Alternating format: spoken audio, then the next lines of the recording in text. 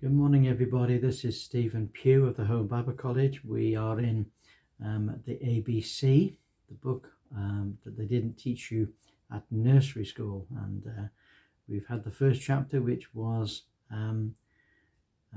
A is for apple. Now we're in the second chapter, which is B is for book. And the first B was become a student. Okay, the second one is O, B-O, and O stands for obtain an overview of all knowledge. Obtain an overview of all knowledge. It's so important to obtain an overall familiarity of all knowledge. There's no good reason why we shouldn't become conversant with science, art, mathematics, literature, geography, history.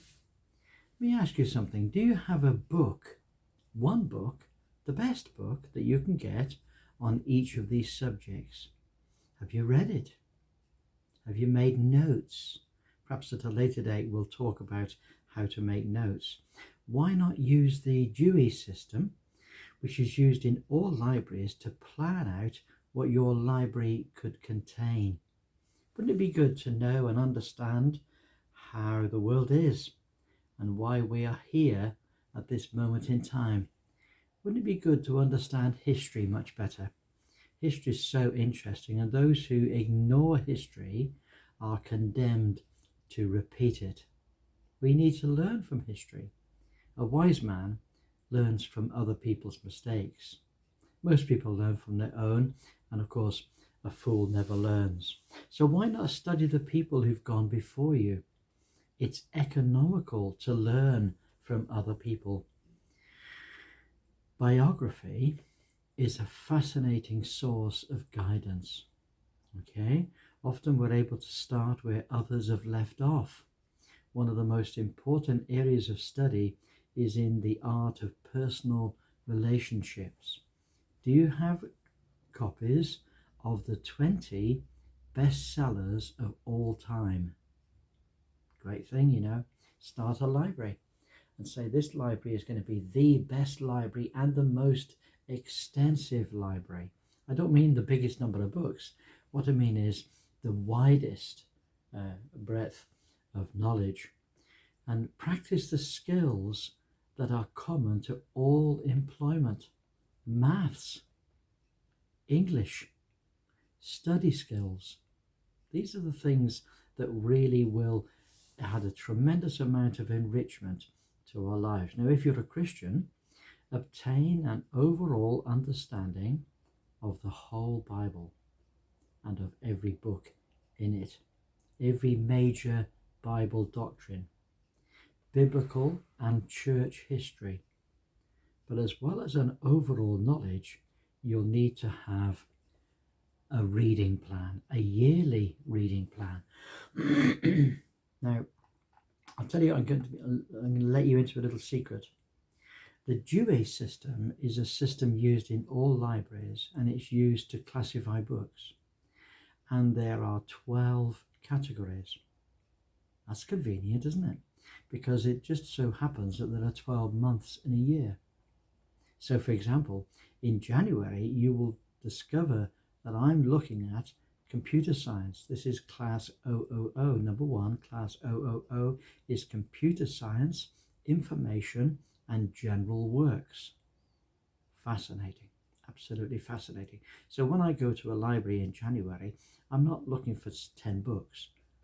I'm looking for the best book, the single best book on that whole subject.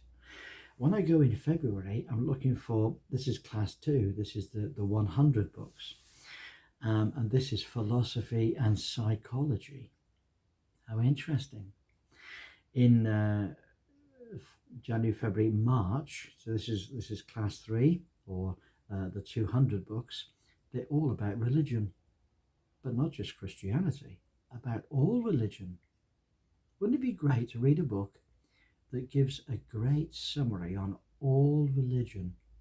This enables you to have a wide view of the whole world in which we live on that subject.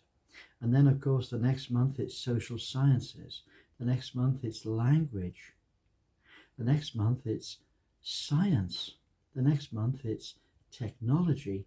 The next month it's art and recreation. The next month it's literature.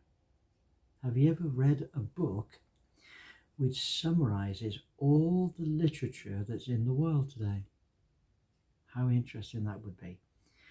And then the 10th month is history and geography. And then, of course, 11 and 12 are 2 months in which we have, first of all, a continuation of history and geography. And in the 12th month, you have all the reference books. So you've got the maps, you've got the charts, you've got the world summaries, you've got the dictionaries, you've got all those reference books. Now, if you go to a library and you go to a particular section, like say science, and you can't find something interesting, then I feel sorry for you. Go and enjoy, open your mind, just look at the pictures.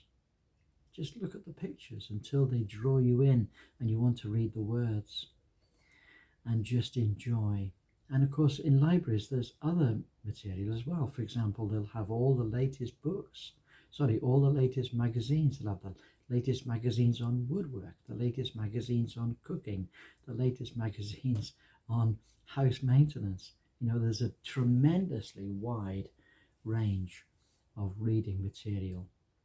So you need to obtain an overall knowledge of all knowledge.